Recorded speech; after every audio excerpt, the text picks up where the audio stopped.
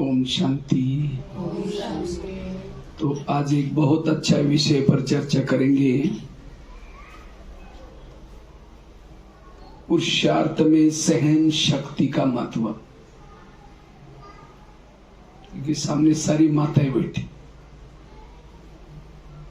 तो माताओं में सहन शक्ति की कमी है या सहन शक्ति ज्यादा है? बताओ अपने अनुभव से। सहन शक्ति ज्यादा है। ज्यादा है। मजबूरी का नाम महात्मा गांधी। माताएं तो सहन करती हैं, लेकिन सहन की भी बातें अपने तक नहीं रखती, पड़ोसनी को जाकर सुनाती। इसीलिए आज हम इसी के ऊपर चर्चा करेंगे। हम अपने पुरुषार्थ में सहन शक्ति को कैसे बढ़ाएं, क्योंकि जिसमें सहन शक्ति नहीं है, जिसमें सहन शक्ति नहीं है, उसके विचार निगेटिव चलते। जिसमें सहन शक्ति नहीं है, वो पर चिंतन करते हैं। जिसमें सहन शक्ति नहीं है, वो वायुमंडल को खराब करते हैं। जिसमें सहन शक्ति नहीं है, वो रोते हैं। रोना दो प्रकार का है, मन का रोना, दूसरा तन का रोना। और जो खुद रोता है, रोने वालों के आंखों क्या सुख अचुक कैसे पहुंचेगा?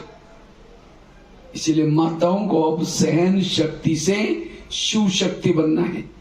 मुझे लगता है माताओं का एक दिवस आने वाला है, महिला दिवस, 8 तारीख को महिला दिवस। ये महिला दिवस कैसी महिला बोलो? सशक्त। सशक्त मतलब गुस्से वाली सशक्त नहीं। सशक्त मतलब जिसके अंदर शक्तियों का संचार हो, सहन शक्ति की देवी बनो। और सबसे महत्व की शक्ति है सहन शक्ति। सहन शक्ति बड़ी बहन है, बाकी शक्तियां उसकी छोटी बहन है। जब सहन शक्ति आएगी, बाकी सारे गुण अपने अंदर आ ही जाएंगे। सहन शक्ति आने से बाकी 7 शक्तियों के सहन शक्ति की 7 गुणाएं बहनें। बहन आएगी, छोटी बड़ी बहन आएंगी तो छोटी भी आएंगी। जब छोटी बहनें आएंगी, दैवी गुण शक्तियों के बच्चे हैं। आपके पास शांति आएगी, एकाग्रता आएगी, एक रसता का गुण आएगा। कब? जब सहन शक्ति। अगर आपके पास सहन शक्ति नहीं है, आपके अंदर ना कोई दैवी गुण आएंगे, ना दैवी शक्ति आएंगी। इसीलिए वर्तमान समय आवश्यक है किसकी? सहन शक्ति की। जिसके पास सहन शक्ति नहीं है, उसके चेहरे में खुशी नहीं होगी, उसका चेहरा मुरझा हुआ रहेगा। जिसमें सहन शक्ति नहीं है, वो आत्मचिंतन, परमात्मा चिंतन, मनन चिंतन, ज्ञान का चिंतन नहीं कर सकते। जिसमें सहन शक्ति नहीं है, उसको डर लगता है, घबराते हैं, डरते हैं। इसलिए वर्तमान समय हर इंसान में सहन शक्ति जरूर, खास तो माताओं में। हाँ, यहां जो नहीं आते, हम उसको क्या बोलते हैं? अज्ञानी है। ये कौन है? अज्ञानी। और हम सभी कौन है? ज्ञानी। मैं तो कहता हूं, यहां आए या ना आए, अगर यहां आने के बाद भी निगेटिव सोचता है, विरह सोचता है, ये क्यों हुआ, मेरे साथ क्यों हुआ, ऐसे कैसे हुआ, वो अज्ञानी। उसको भी क्या बोलेंगे? अज्ञानी। तो चलता है ना आप लोगों का, वंडरफुल है, पता नहीं ऐसे क्यों करता है, पता नहीं ऐसे क्यों किया, ये मेरे साथ ऐसे क्यों करता है। तो कौन कहेंगे आप ज्ञानी है? कैसे शिव शक्ति बनेगी, कैसा योग लगेगा? योग में माया आते हैं, मतलब कोई राक्षस आकर के नहीं लाता। कौन सी माया है? सारा दिन किसी ने कुछ बोला है, अपमान किया है, निंदा की है, वही बातें आपको योग में याद आती है। शुरू तो करेंगे, मैं आत्मा हूं, शांत स्वरूप हूं, शक्ति स्वरूप हूं, फिर कहेंगे मेरे को क्यों बोला, फिर कहेगा ठीक है कोई बात नहीं, मैं आत्मा हूं, शांत स्वरूप हूं। फिर कहेगा 15 दिन पहले भी तो बोला था। फिर कहेंगे ठीक है मैं आत्मा हूं, शांत स्वरूप हूं। फिर कहेंगे सबके बीच में क्यों बोला? कहां योग लगे? मीरा ने जहर को भी अमृत बना करके पिए। तो हमें भी क्या करना है? निगेटिव बातों को पॉजिटिव बना करके डाइजेस्ट करो। जिसके निगेटिव संकल्प चलते हैं उसका समय व्यस्त जाता है, उसकी शक्तियां व्यस्त हो जाती हैं। जैसे आकाश में थूकेंगे, थूका कहां आएगा? अपने सिर पर आएगा। इसी तरह वेरा सोचने वालों का खुद का ही टाइम वेस्ट हो गया। इसलिए वर्तमान का पुरुषार्थ है वेरा संकल्प से मुक्त बनना, सहन शक्ति की देवी बनना। सहना यही गहना है, बाकी गहने पहनो नहीं पहनो, लेकिन कौन सा गहना पहनो? सहन शक्ति का।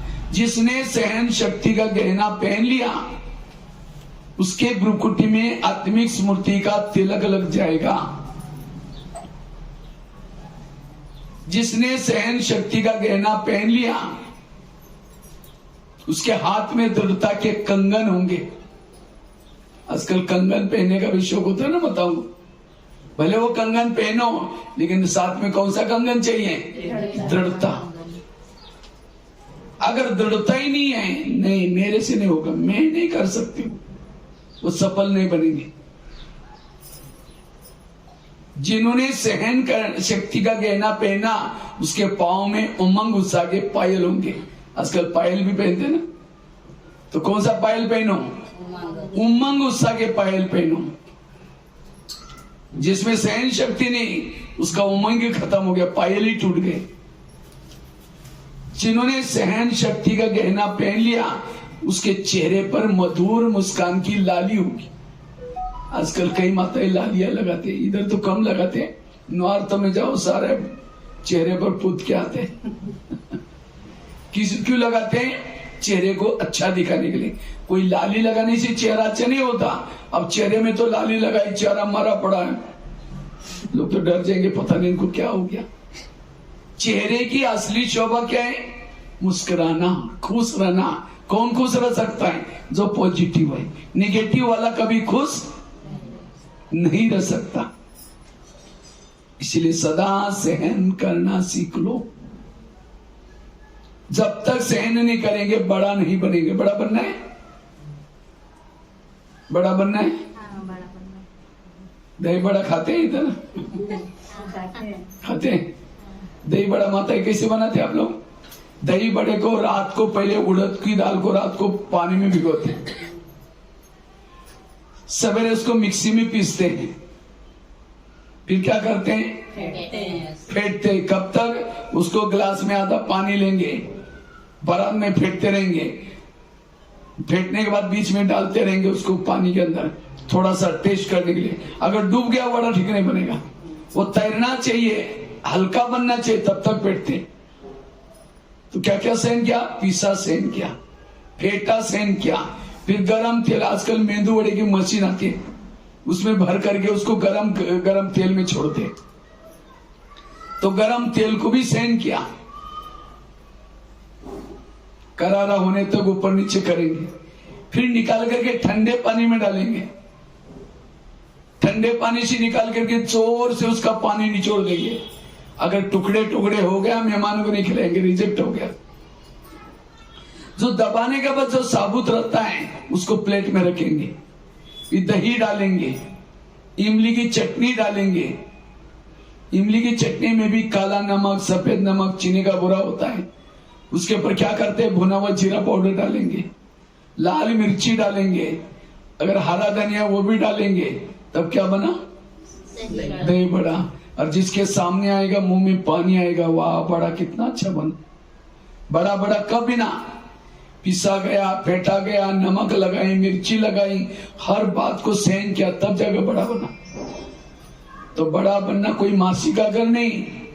इसी तरह अगर हमें भी बड़ा बनना है, कोई पीसते भी रहेंगे, कोई फेंटते भी रहेंगे। कब तक? जब तक ऊपर नहीं जाएंगे तब तक। आटे को कब तक फेंटा गया? ऊपर नहीं आया। जब तक ऊपर नहीं आया तब तक आपको भी कब तक फेंकते रहेंगे? कई कहते ना, हे भगवान मुझे कब तक सहन करना है, इस घर में हम तो बुढ़े हो गए, कब तक? वो कहता है तब तक जब तक ऊपर नहीं जाओगे तब तक। इसलिए सहन शक्ति की देवी बनो। किसकी देवी बनो? माताएं सहन तो बहुत करती हैं। पति ने कुछ बोला, थप्पड़ थोड़ी मारेंगे टक करके, चुप तो बैठेगी।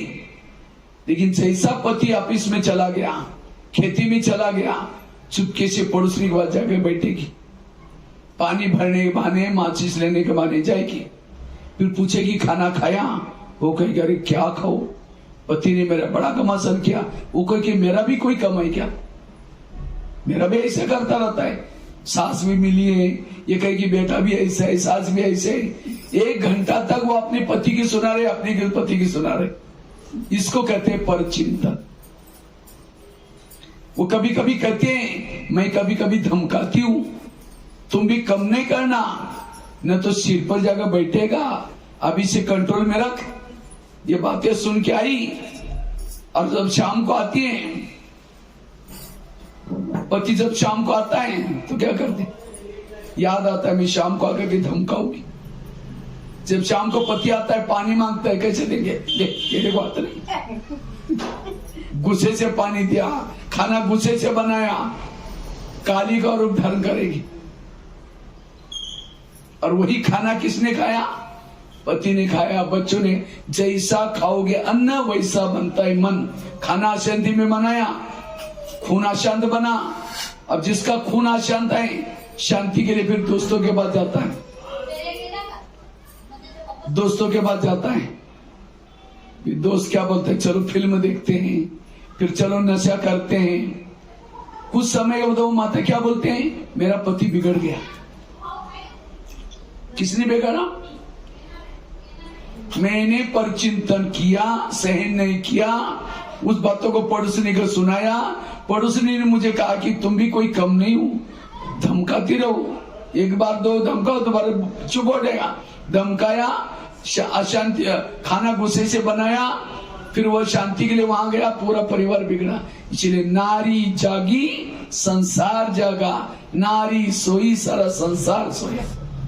आजकल कई बार माताओं की एक कंप्लेन है, आजकल मेरे बच्चे मोबाइल के बिना रहते ही नहीं है। सबकी कंप्लेन, मोबाइल देखता ही रहता है। मैं कहता हूँ गुरु कौन है? उस बच्चे की गुरु कौन है? माँ ही तो गुरु है। महाराष्ट्र में शिवाजी पैदा हुआ, उस शिवाजी क्यों पैदा हुआ? उसकी गुरु कौन थी? माँ। जब वो गर्भ में था, डांट पटा चलाती थी, तलवार चलाती थी, ग्रंथ पढ़ती थी, वो संस्कार बच्चे के ऊपर पड़े। और आजकल की माता जब बच्चा गर्भ में है, फेसबुक चलाते हैं, व्हाट्सएप चलाते हैं, यूट्यूब देखते हैं, फैशन करते हैं, सारे संस्कार सीख के आया बात। और फिर कहते मेरा बच्चा ये मोबाइल के बिना रहता ही नहीं। इसलिए पहले मम्मी को अच्छा बनना है, अपने आप को अच्छा बनाओ। बाप शराब पीता है, बच्चा क्या सीखेगा? मैं आप फैशन करते, बच्ची क्या सीखेगी?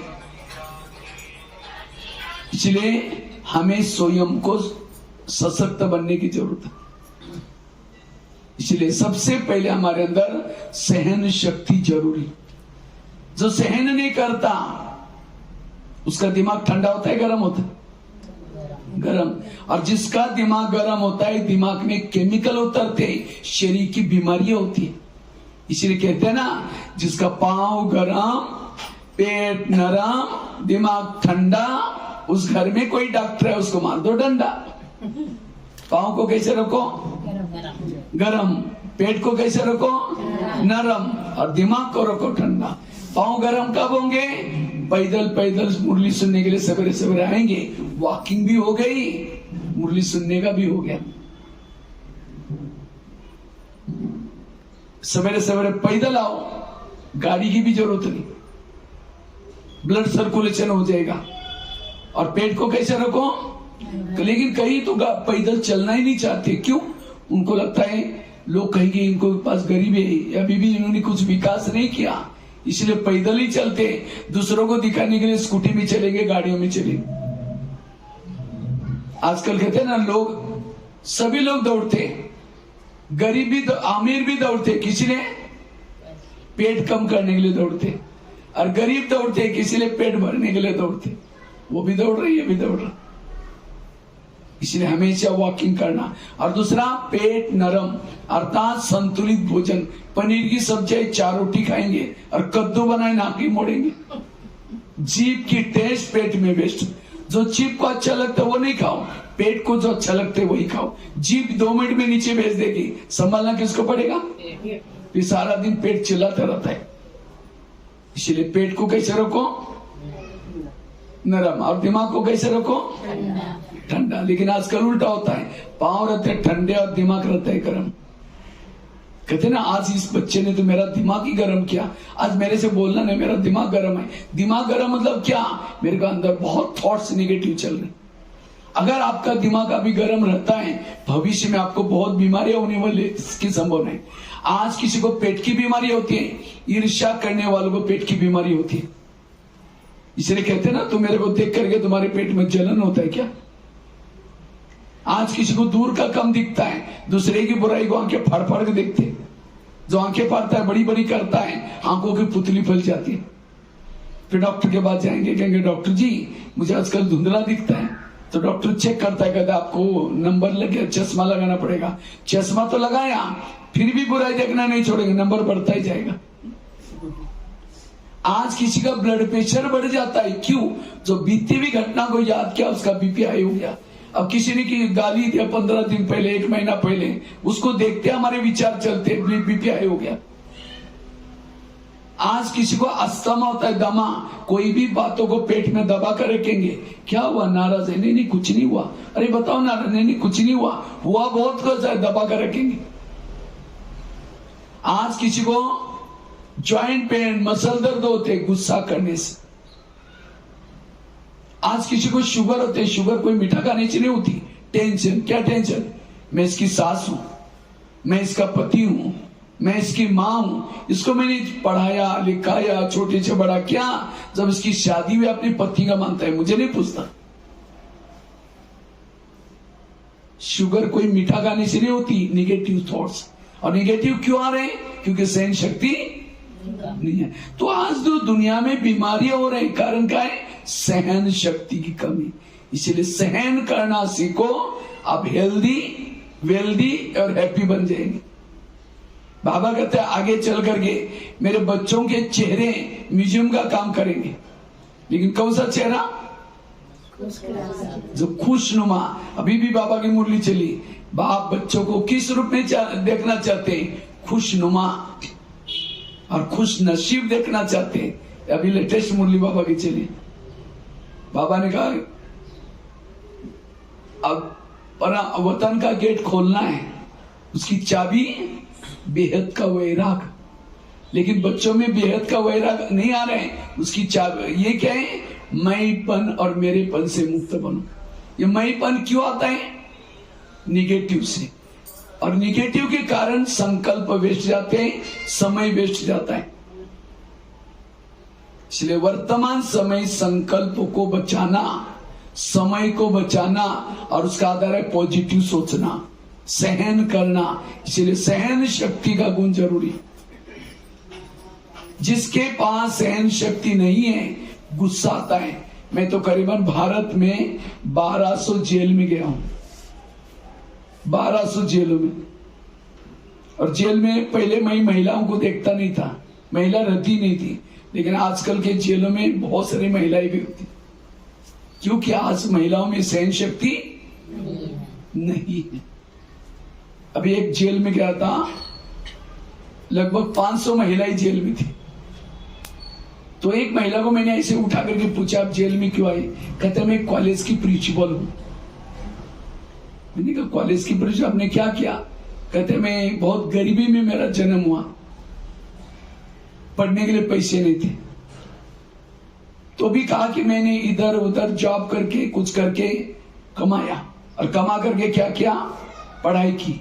जब पढ़ाई की, नौकरी लग गई, लेक्चरर बन गई, उसको लगा मेरे अच्छे दिन आ गए। जैसे नौकरी लगी उसकी शादी हो गई, बच्चे होते गए, तो भी कहा कि मैंने मेहनत नहीं छोड़ी, उस गरीबी की सी मेहनत थी, मैं मेहनत करती रही, मेरी मेहनत करके संस्था ने मुझे प्रिंसिपल बनाया। अब प्रिंसिपल बन गए, उसको लगा मेरे अच्छे दिन आ गए, तो गाड़ी ली, एक मकान बढ़िया बनाया, बच्चे भी बड़े हो गए, उनकी भी शादी करवाई। कहा कि अभी बहू आई, लेकिन कहा कि बहुत जो बहू आई थी ज्यादा पढ़ी लिखी थी, खाना पीना ना बना नहीं जानती, उसको लगा अभी अभी बनाएगी। 8 दिन हो गया, महीना हुआ, साल हुआ, 2 साल हुआ, बहू कुछ नहीं करती। तो एक दिन कॉलेज में मीटिंग थी, मैडम थोड़ा देरी से आई, उसको लगा बहू ने कुछ तो किया होगा। कहा कि बेटा तुमने कुछ बनाया? कहते मुझे कुछ नहीं आता। अब उसको लगता है के कारण सबको थोड़ा भूखी मारना है, तो मैडम फ्रेश होकर के किचन में गई, दाल बनाई, चावल बनाई, सब्जी बनाई, रोटियां बेल रही थी स्टील के बेलन से।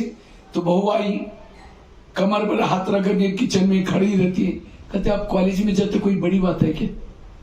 वहां एसी में बैठो, बेल बजाओ, पानी लाकर लोग देते हैं, एक तो खाना नहीं बनाया, दोबारा ऐसा शब्द ही, वही स्टील का बेलन गुस्से से फेंके मार दिया, बहू के सिर में लगे, बहू आंस पड़ खत्म।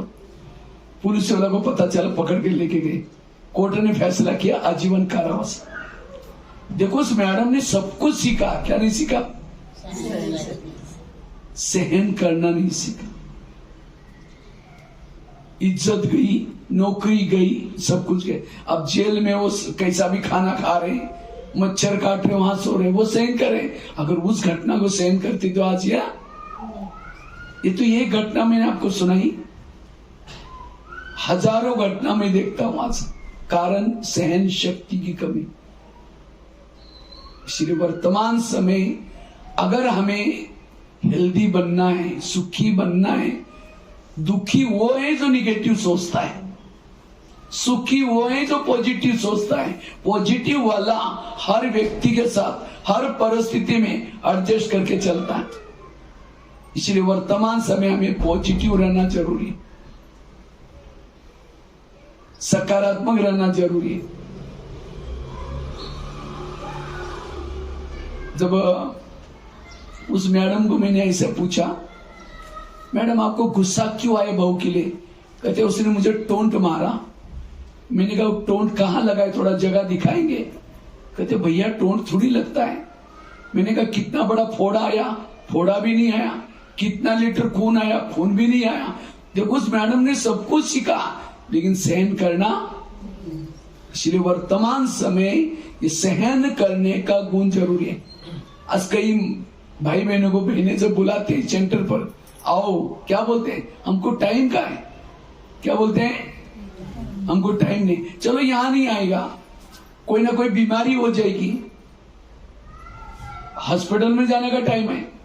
यहां नहीं आएगा, कोई ना कोई अपराध हो जाएगा, जेल की सजा होगी, उसके लिए टाइम है। यहां नहीं आएगा, कोई अपराध हो जाएगा, पुलिस स्टेशन जाने का टाइम है, कोर्ट कचहरी में जाने का टाइम है। ब्रह्मा कुमारी में आओ, कहीं भी जाने की जरूरत नहीं पड़ेगी आपको। ताली तो बजाओ। जो यहां आता है कहीं भी जाने की जरूरत नहीं पड़ेगी। इसलिए ऐसी जगह पर आओ। आज वो डॉक्टर को पैसा देते हैं गोलियां लेने के लिए, दवाई लेने के लिए, क्या 21 जन मालामाल हो जाएंगे वहां? और आजकल के डॉक्टर कोई ईमानदार नहीं होते, गए थे कुछ करने के लिए, किडनी निकाल कर लेंगे। इसलिए जो मैंने जगह गिनाई, jail, police station, hospital, court कचहरी, ये सारी जगह जेब काटने वाली जगह है। इसलिए इससे बचना है, पॉजिटिव बनो, सहनशील बनो। मराठी में कहावत है, टाकीचे गाव सोसले शिवाय देवपण येत नाही। जब तक व्यक्ति सहन नहीं करता महान नहीं बनता। लेकिन ये सहन शक्ति हमारी कमी, इसीलिए हम कमजोर बनते जा रहे, निगेटिव सोच रहे। जिस घर में निगेटिव सोच है वहां लक्ष्मी वास नहीं करती, वहां पानी के मटके सूख जाते हैं, वहां बरकत नहीं हो सकती, वहां आपस में खिटपिट रहेगी। जैसे कुकर को गैस के ऊपर रखते हैं तो क्या होता है? गर्म होता है। तो गर्म होते होते सीटी मारना कुकर सीटी मारेगा तो सब्जी पकाएगा, लेकिन कोई मनुष्य सीटी मारेगा तो ये क्यों हुआ, मेरे साथ क्यों हुआ, ऐसे कैसे हुआ, क्यों क्यों करके एक दिन कहेगी तुम्हारे 3 साल से देख लिया, आज मुझे सहन नहीं हुआ, सीटी मार दी, गुस्सा है सीटी। मैं करीबन भारत के 1200 जेल में गया हूं, 11-12 हजार स्कूलों में गया हूं। जब स्कूल में जाता हूं, सामने बच्चे बैठे रहते हैं, तो बच्चों को पूछता, बच्चे ये बताओ इसमें से गुस्सा किसको किसको आता है, झूठ बोले कौवा काटे। लगभग 95% बच्चे हाथ खड़ा करते हैं, छोटे छोटे बच्चे भी, सर हमको गुस्सा आता है। तो सामने टीचर बैठते हैं, मैंने कहा सर ये क्या है, आपके स्कूल में सारे बच्चे गुस्सा करते हैं? सर कहते हमको भी गुस्सा आता है। आजकल के स्कूलों में जीवन उपयोगी शिक्षा है क्रोध के ऊपर जीत प्राप्त करना।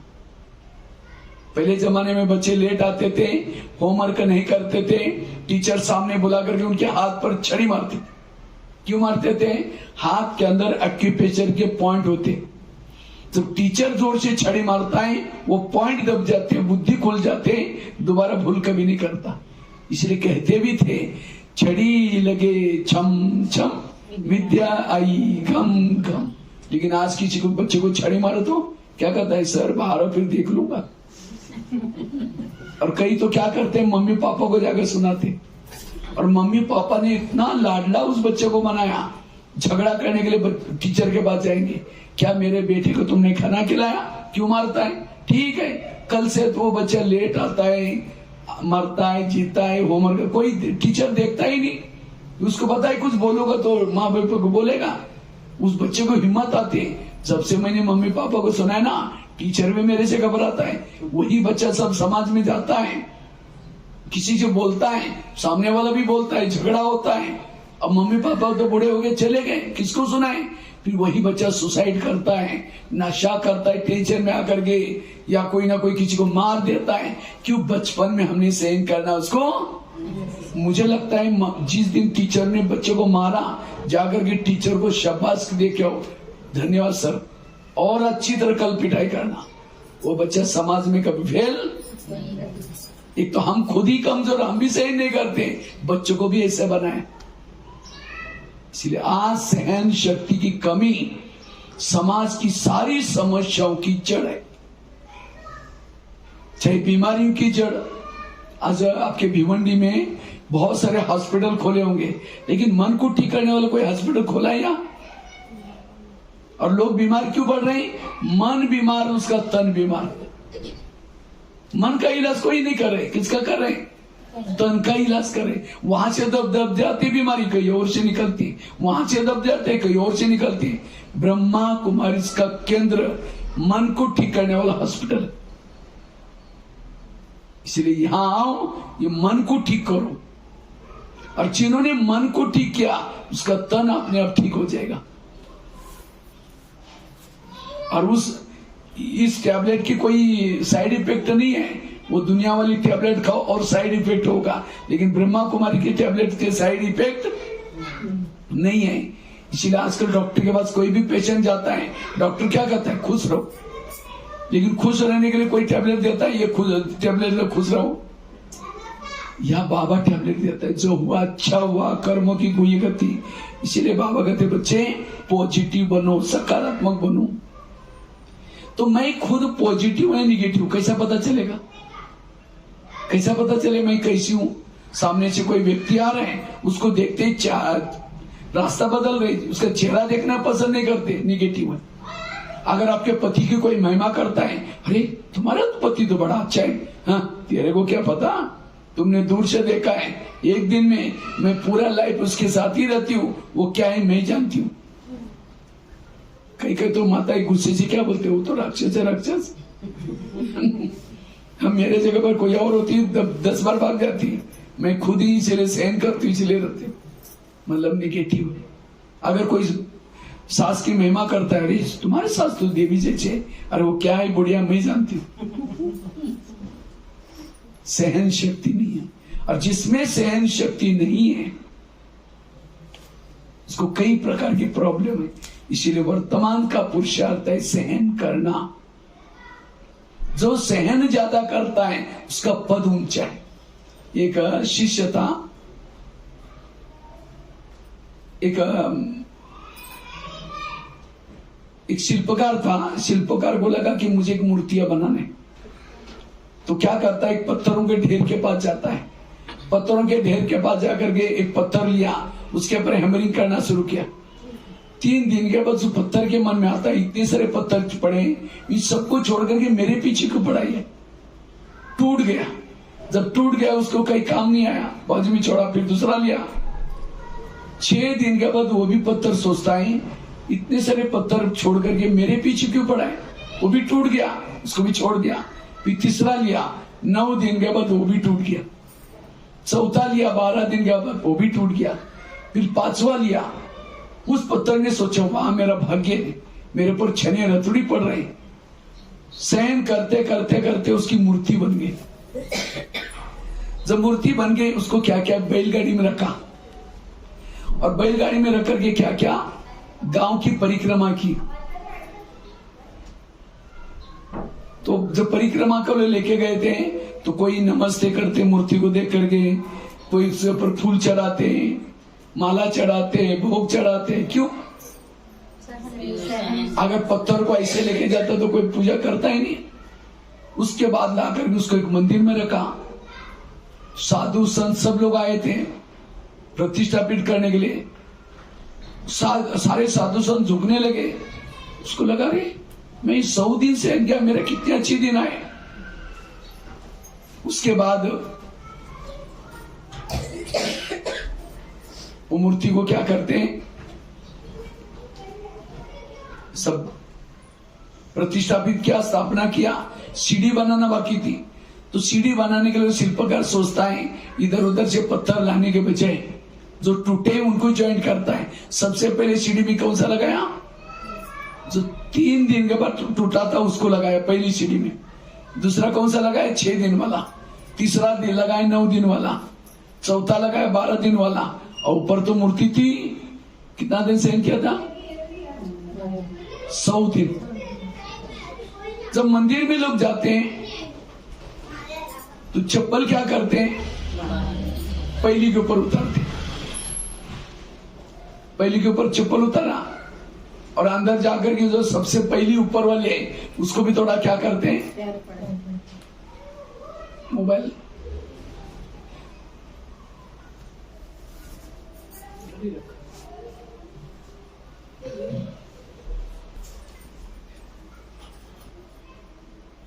तो क्या करते हैं, उसको ऊपर जाते हैं, पहले सीढ़ी का भी थोड़ा दर्शन करते हैं, और ऊपर जाकर के क्या क्या, सारी माताएं कहाँ जा रहे हैं, सीढ़ी को भी नहीं, ये सारे क्यों जा रहे हैं।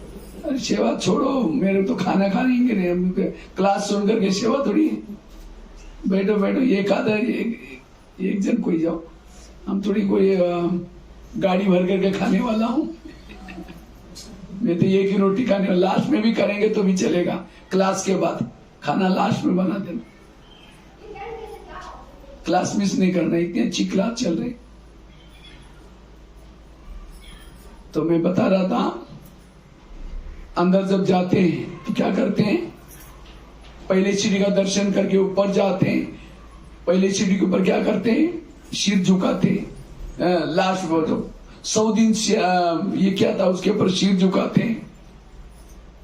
तो मूर्ति को लगता है, एक दिन पहली सीढ़ी दूसरे को कहते हैं, ये लोग हमारे ऊपर चप्पल उतर करके अंदर कहाँ जा रहे हैं। तो तीसरी करते, हमने बहुत बड़ी भूल की। जब हमारी मूर्ति बन रहे थे, हमने क्या नहीं किया, सहन नहीं किया। जिस पत्थर ने सहन किया उसका दर्शन करने के लिए लोग जा रहे। देखो, भाग्य सबके सामने आया था, लेकिन क्या नहीं किया उन्होंने, सहन नहीं किया। पश्चाताप करके फायदा। ये कहानी किसी और की नहीं, ये कहानी हमारी अपनी है। परमात्मा भी धरती पर आता है ऊपर से, और उसको भी लगता है मुझे एक मूर्ति बनाना है, लक्ष्मी नारायण बनाना है। उसके लिए कई पत्थरों को इकट्ठा करता है। महाराष्ट्र, एमपी, यूपी, देश विदेश के पत्थरों को इकट्ठा करता है और ज्ञान और योग की छने रतोड़ा लगाना शुरू करता है। जब कोई बातें आती है, कहते बाबा मुझे कब तक सहन करना है, ये सब मेरे पीछे पड़े रहते, रोना शुरू करेंगे। जब रोएंगे उस पत्थर को बाबा साइड पर गए और फेंका गया भी नहीं। जैसे जो पत्थर टूट गए उसको यूज किया, लेकिन कहाँ लगाया? सीढ़ियों में। तो बाबा भी आपको सत्युग में लेके जाएगा, यूज करेगा, लेकिन कहीं ना कहीं दास दासी तो बना ही देगा। तो दास दासी बनना है, राजा बनना है। इसलिए अगर पद ऊंचा चाहिए, सहन शक्ति चाहिए। जो सहन नहीं करता उसका पद ऊंचा। जब सत्युग में लक्ष्मी नारायण आते हैं कई बार से, तो उस समय दो दरवाजे में दो खड़े रहते हैं गेट कीपर। क्या आवाज लगाते हैं? लक्ष्मी नारायण पधारे करके आवाज लगाते हैं। वो भी योग करते थे, ज्ञान करते थे, लेकिन आज वो दरवाजे में वो ड्यूटी क्यों मिली उनको? क्योंकि संगम युग में उन्होंने सहन नहीं किया था, इसीलिए वो ड्यूटी मिली। पश्चाताप करके फायदा क्या? जहां सारे लोग चप्पल उतरते वहां खड़ा रहना पड़ेगा। इसीलिए बाबा कहते हैं सारा मदार है सहन शक्ति का। एक जन्म में सहन करो, युगो युगो तक पूजा हो जाएगी, पद कितना ऊंचा मिल जाएगा। इसलिए वर्तमान समय सहन शक्ति जरूरी है। तो सहन शक्ति के लिए सबसे पहली बात है, हमें क्यों सहन नहीं होता? क्योंकि कर्म गति को हम भूल जाते हैं। कई बार कई को लगता है मैं इसके रास्ते में कभी जाती नहीं, मैंने इसका बुरा कुछ किया नहीं, फिर भी ये मेरे साथ ऐसी क्यों करती है? टाली कभी एक हाथ से नहीं बसती। टाली के लिए कितना चाहिए? अगर कोई व्यक्ति मेरे साथ उल्टा सुल्टा करता है, इसका मतलब मैंने भी कभी किया था। ये दुनिया जो चलते कर्मों के आधार से चलती है। आपके घर के जितने भी लोग हैं, कोई आपको देने के लिए, कोई आपसे लेने के लिए। आपको जो पति मिला है, आपको जो सास मिली है, आपको जो बेटा मिला है, आपके जो पड़ोसनी मिली है, किस आधार से? ये पिछले जन्मों के आधार से मिले। और कोई आपको उसमें देने के लिए है, कोई आपसे लेने के लिए। और जिन्होंने इस लेने देने के गति को समझा, उनको कभी भी नेगेटिव विचार, किसी ने गाली भी दी, क्या समझो?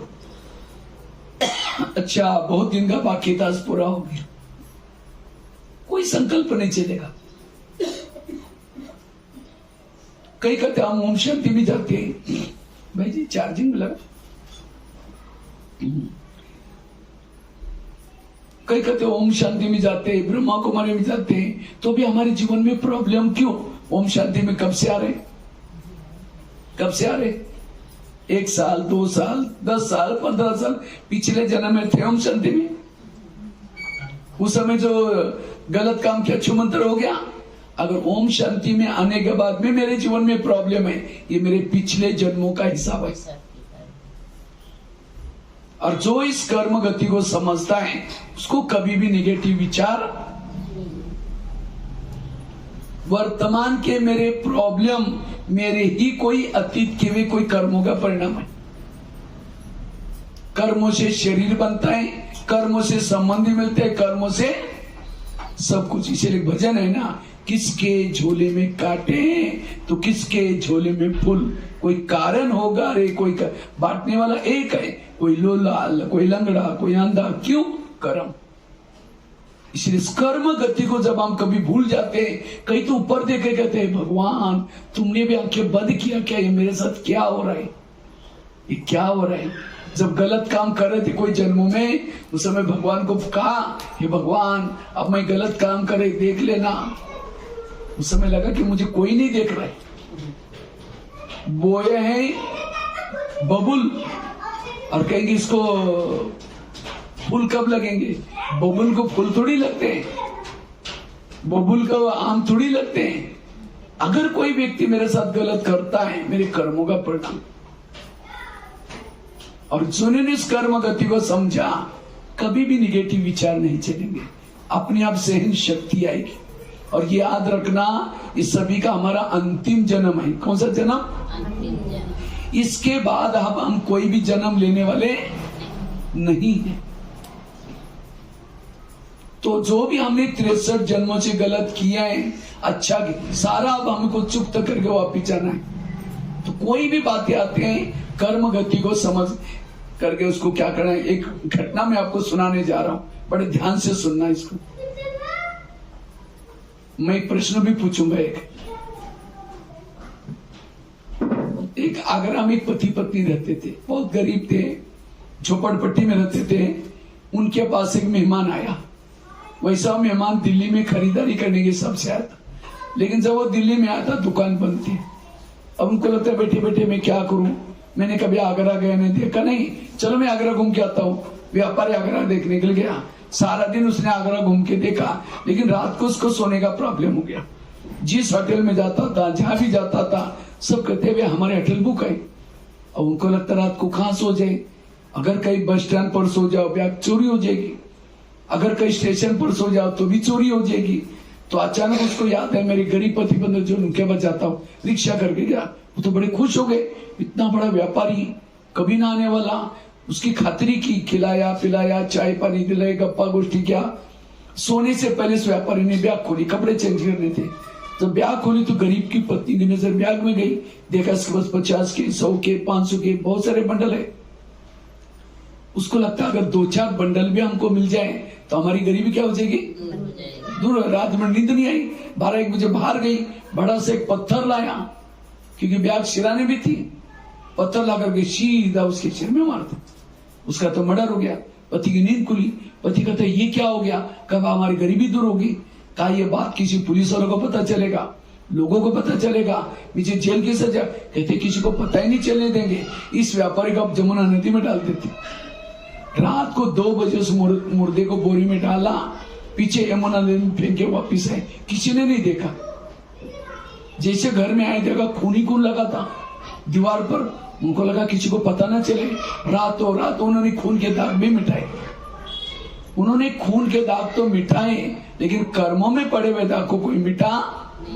इसलिए एक भजन है ना, कर्म का लेका मिटे न रे भाई, लाख करे कोई चतुराई।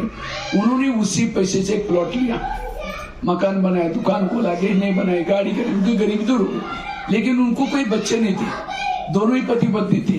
कुछ साल के बाद एक बच्चा भी हो गया, और एक ही बच्चा था, खिलाया पिलाया, कलेक्टर बनना जितना पढ़ाया, लेकिन अचानक उस बच्चे को टाइफाइड हो गया। तो उनको लगता है इस बच्चे को कुछ नहीं हो जाए, बड़े से हॉस्पिटल में इलाज किया उस बच्चे का, बहुत खर्चा हुआ। उस खर्चे के पीछे उनको गहने बेचने पड़े, बच्चा ठीक नहीं हुआ। गाड़ी बेची, बच्चे का इलाज किया। दुकान चालू किया तो उसको भी बंद किया, तो भी बच्चा ठीक नहीं हुआ। तो एक दिन वो बच्चा कहता है पापा जी अपने को जो मिला तो पैसा खत्म हो गया, मैं जा रहा हूँ, बच्चा मर गया। तो बच्चा कौन था? वो जिन्होंने ध्यान से सुना उनसे जवाब आएगा। कौन था? व्यापारी। जिस व्यापारी को मारा था उसकी आत्मा तो मरती नहीं, वही आत्मा पैसा लेने के लिए बच्चे ग्रुप में आई थी। ये है ऊपर वाले का डंडा, ये है कर्म की। तो ये मैंने आप लोगों को क्यों सुनाई? आज माँ बाप ने होटल नहीं देखा, पैसा इकट्ठा किया, और कोई बच्चा ऐसा पैदा हुआ है गलत संगत में जा रहे हैं, नशा कर रहे हैं, माँ बाप को टेंशन तनाव आ रहे हैं। वो बच्चा कौन है? आपके पिछले जन्मों का हिसाब। और ये ज्ञान नहीं है, इसीलिए आज तनाव आ रहे, टेंशन आ रहे। इसीलिए कर्म गति का ज्ञान होना जरूरी। ये कहां से ज्ञान मिलेगा? टीवी खोलने से, अखबार पढ़ने से? ये मुरलियों में बाबा सारा कर्मों का ज्ञान सुनाते हैं। अगर व्यक्ति किसी का मर्डर करता है, अगले जन्म में लूला बन जाता है। आंखों से बुरा देखा, अगले जन्म में अंधा बन जाता है। मुख से गाली दी, गूंगा बन जाता है। इसलिए भजन है ना, किसके झोले में कांटे हैं तो किसके झोले में फूल। कोई कारण होगा, अरे कोई कारण होगा। बांटने वाला एक है, कोई लूला बना, कोई लंगड़ा बना, अंधा। क्यों? कर्म। इसीलिए लोगों से नहीं डरो, भगवान से कभी ना डरो। किसे डरो? अपने गलत कर्मों से जरूर डरो। ये कर्म गति को भूलने के, कर्मों ने तो ब्रह्मा को नहीं छोड़ा, दादियों को नहीं छोड़ा। आप कौन से पेड़ के पत्ते हैं? ब्रह्मा बाबा को खांसी आती थी, तो शिव बाबा को ब्रह्मा बाबा बोलता था, बाबा मुझे थोड़ी खांसी आ रही, ठीक करो ना। तो ब्रह्मा बाबा शिव बाबा बोलता था ऐसा है, मैं पतितों को पावन बनाने के लिए आया हूं, तुम्हारी खांसी ठीक करने के लिए नहीं आया हूं। खांसी तुम्हारे कर्मों का हिसाब है, तुम्हें योग से कर्मों से मुक्त करना है। आज कई बच्चा बीमार होता है, हम बाबा से योग लगाते नहीं ठीक होता, बाबा का विश्वास कम हो जाता है। अरे उसका अपना हिसाब है, अपना कर्म है। इसलिए कर्मों को कोई भी बांट नहीं सकता, जिसने किया उसको ही भोगना पड़ता है। और जो इस कर्म गति को समझता है उसको कभी भी निगेटिव विचार नहीं आएंगे। आजकल ऐसी मशीन निकली है, गर्भ में बच्चे बच्चे करते और बच्चों को कोई पसंद नहीं करता, तो क्या करते हैं, कहां जाते हैं, डॉक्टर के बच्चे करने मिल जाते। वैसे तो कानूनी अपराध है, कायदेशीर अपराध है, लेकिन पैसा मिल रहा है डॉक्टर को। अपराध को, वो कानून को भी दबा करके पैसे के लालच में वो चेक करता है। अच्छा, उसकी नर्स भी फोन करेगी पुलिस स्टेशन, देखो यहाँ ऐसा ऐसा हो रहा है, बच सकते हो बच्ची, उसको भी पैसा मिल रहा है। मम्मी भी मिली है, अच्छा पापा जी भी मिला है, अच्छा बच्ची भी अंदर से लात नहीं मारती पेट से, तुम लोग की क्या करें, मुझे जन्म लेना है। वो जो छोटा सा गर्भ, अभी ऑर्गन छोटे, चारों ने मिलकर के उस गर्भ को निकाला, कहां डालते, कूड़ेदान में डालते। आत्मा तो मरी नहीं, और कुत्ते उसको खींच के खा रहे। वही आत्मा देखते हैं चारों ने, मैं कितना उम्मीदें लेकर जन्म लेने वाली थी, मैं ये करूंगी ये करूंगी, लेकिन चारों ने मिलकर के ऐसा किया। वही आत्मा अगले जन्म में उसी मम्मी का, पापा जी का, नर्स का, डॉक्टर का मर्डर करके कूड़ेदान में फेंकते। और हम ये देख करके क्या बोलते हैं, और एक व्यक्ति के साथ चारों ने ऐसा, चार व्यक्ति को एक ने मारा, क्यों मारा, कारण। इसलिए इस दुनिया में जो कुछ होता है हर व्यक्ति के कर्मों का परिणाम है, और इसको ज्ञान नहीं है। इसीलिए हम कहते हैं ये ऐसा हो रहा है। कई कहते नहीं भाई जी, हमारे घर के पास इतना भ्रष्ट व्यक्ति है, इतना गलत काम कर रहे हैं, भगवान उसका ही घर भर है। जो घर भर रहे हैं पिछले अच्छे कर्मों का फल है, अब गलत काम कर रहे हैं उसका फल भी मिलेगा।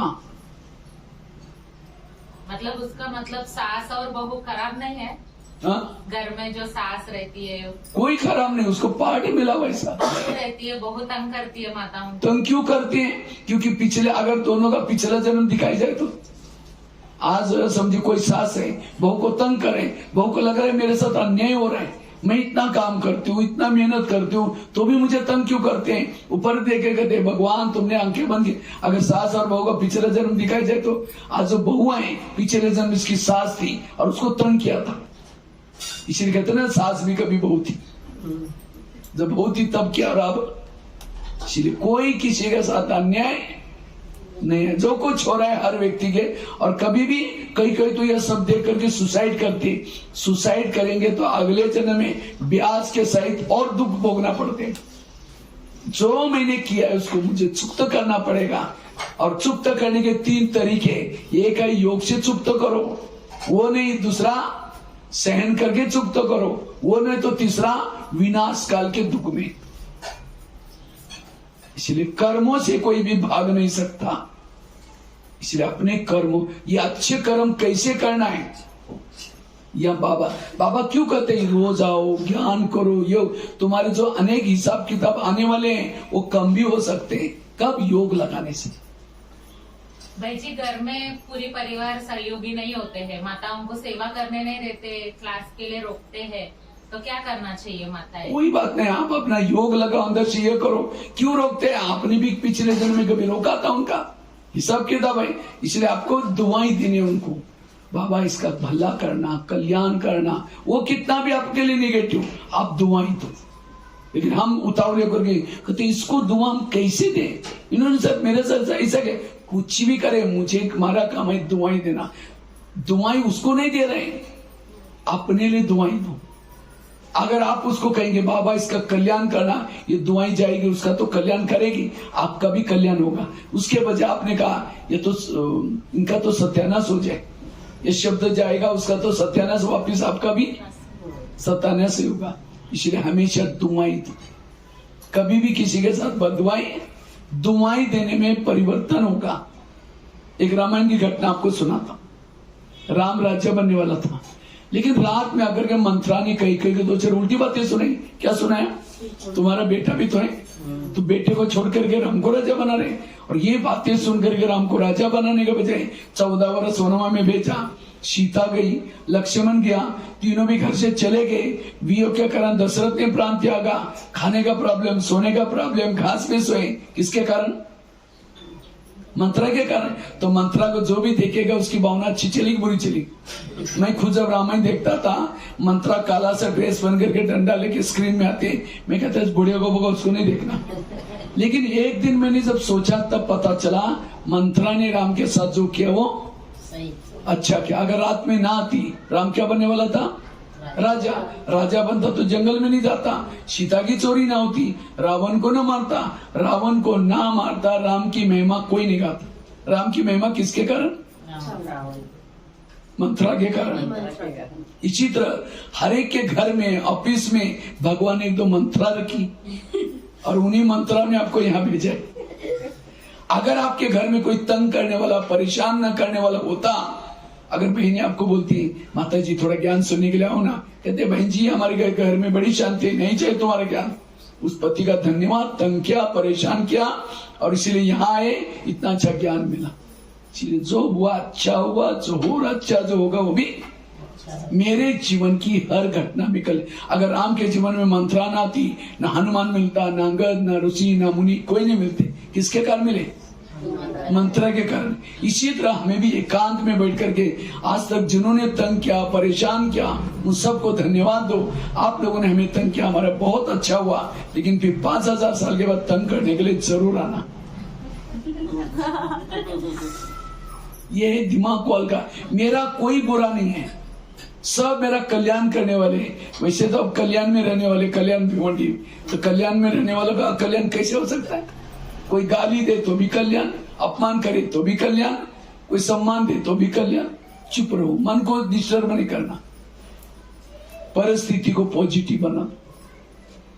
राम जब वनवास से आता है, सारे लोग उसको स्वागत करने के लिए आए, मंत्रा कोई नहीं आई, तो सभी ने राम को जाकर पूछा, राम ने सबको पूछा मंत्रा कोई माँ क्यों नहीं आए? तो कहा कि वो तो आई नहीं।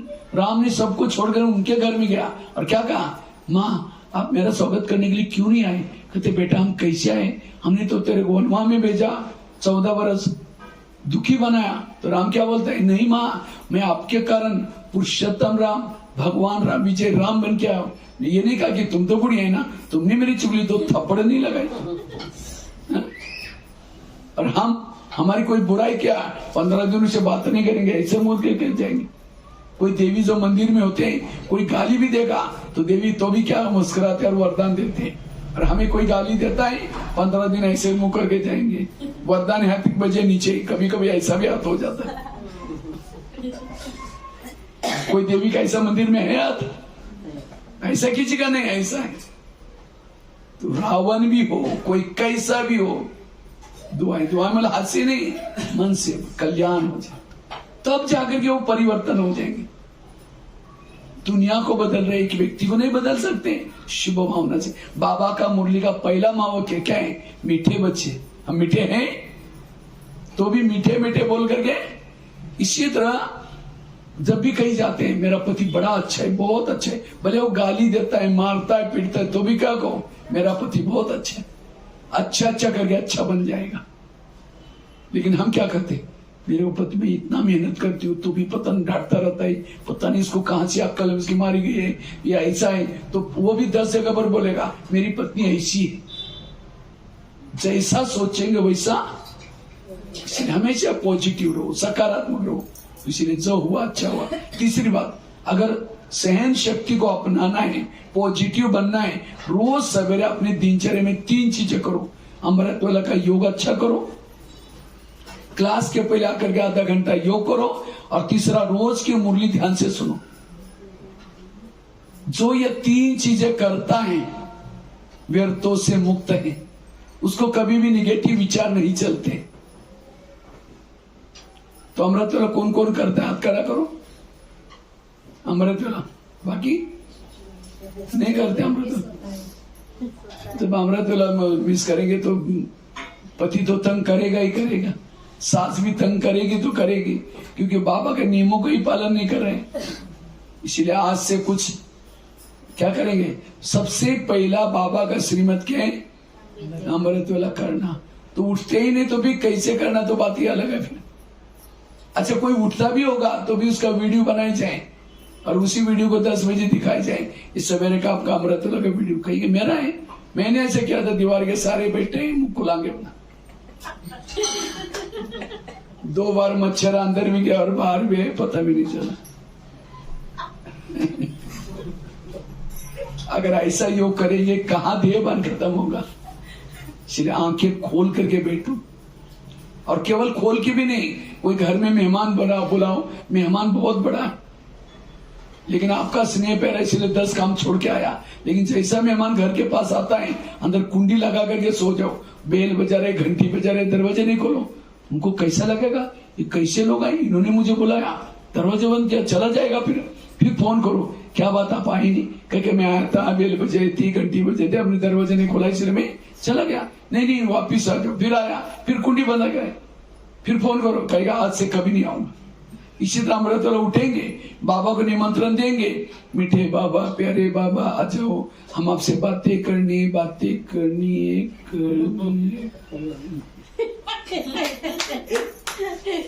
अब बाबा को तो बुलाया, दरवाजे खिड़की, तेरे द्वार खड़ा भगवान भगत भरले चले, भगत ओम शांति होगी। इसलिए आंखें खोल के बैठो, और केवल खोल के भी नहीं, और कोई घर में मेहमान बैठे चेहरे की तरफ देखते रहो, वो कहे फोन क्यों किया था? तो कई भाई बहन क्या करते, बाबा के फोटो की तरफ देखते रहे, झूठे, फिर गाड़ी में बीच में देखेगा, अब कब तक देखना है? चाहो 15 मिनट और 15 मिनट देखना है, फिर कहेंगे मैं आत्मा फ्री। ऐसा नहीं। इसीलिए बाबा से बातें करो। जिसका अमृत वाला ही ठीक नहीं होता, उसको फिर सारा दिन बॉडी कॉन्शियस में, देहभान में है, फिर उसको सहन कभी नहीं होगा। इसलिए अमृत वाला कल से क्या करो? एक्टिव होकर के, अलर्ट होकर के करो। अगर जो अमृत वाला ही ठीक नहीं करते हो, सत्युग में नो एंट्री। सत्युग में वही आ सकते हैं जिसके अमृत वाला अच्छी है। इसलिए अमृत वाला में रोज अच्छी तरह करना है। और दूसरा, रोज क्लास के पहले आकर के आधा घंटा योग करो। क्लास कितना में चलती है यहाँ? 6:15 बजे की मुरली शाम की। नहाते भी आप ऐसे? शाम को नहाते हैं, दिन में सवेरे से? वो शरीर का स्नान तो सवेरे करते हैं और आत्मा का स्नान शाम को करते हैं। ये कौन सी पद्धति? कोशिश करके जो पक्के ब्राह्मण हैं, अच्छे वर्षा लेने वाले हैं, वो सवेरे की मुरली सुनेंगे। और प्रॉब्लम को नहीं सुनाना। कई तो कहते बच्चे स्कूल, अगर जिनको अंदर से खुद का अंदर प्रेरणा है, वो सवेरे आ सकते हैं। क्योंकि प्रॉब्लम सारा दिन आपको कोई अपमान करेगा, निंदा करेगा, कब करेगा?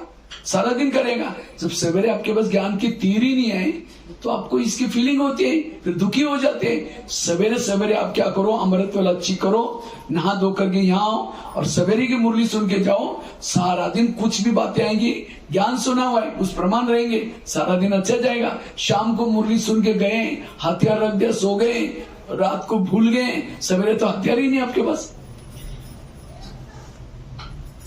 शाम को जो मुरली सुनते हैं, मजबूरी का नाम महात्मा गांधी वाले सुनते हैं, असली स्टूडेंट सवेरे वाले। तो कोशिश करके सवेरे आकर के मुरली सुनो, सवेरे की क्लास अच्छी जमाओ। सारा दिन नहाएंगे नहीं, व्रत करेंगे, टूथब्रश नहीं, लगेगा कुछ मिसिंग हुआ है, अच्छा नहीं लगेगा थोड़ा सा। इसलिए हमें सवेरे की मुरली सुननी। चलो जैसा भी आपका देख लो। और शाम को भी अगर आते हैं, आधा घंटा क्लास के पहले योग। संगठन का योग कब मिलता है आप लोगों को? 7 से 7:30 योग करते, 5:30 से 6:45 तक भी योग करते शाम को, फिर 6:15 से 6:45 या 6:30 तक मुरली। तो वो शाम वाला योग हो गया, वो नुमा शाम वाला, नुमा शाम के अंदर आएगा। लेकिन क्लास के लिए पहले आते हैं, आधा घंटा पहले योग करना है। जो क्लास के पहले मुरली सुनने पहले योग जो करके मुरली सुनता है, वो मुरली से हमको मेरी क्या बीमारी है, मेरे अंदर क्या प्रॉब्लम है, उसको कैचिंग करने के लिए एकाग्रता चाहिए और उससे वायुमंडल सेंटर का अच्छा बन जाता है।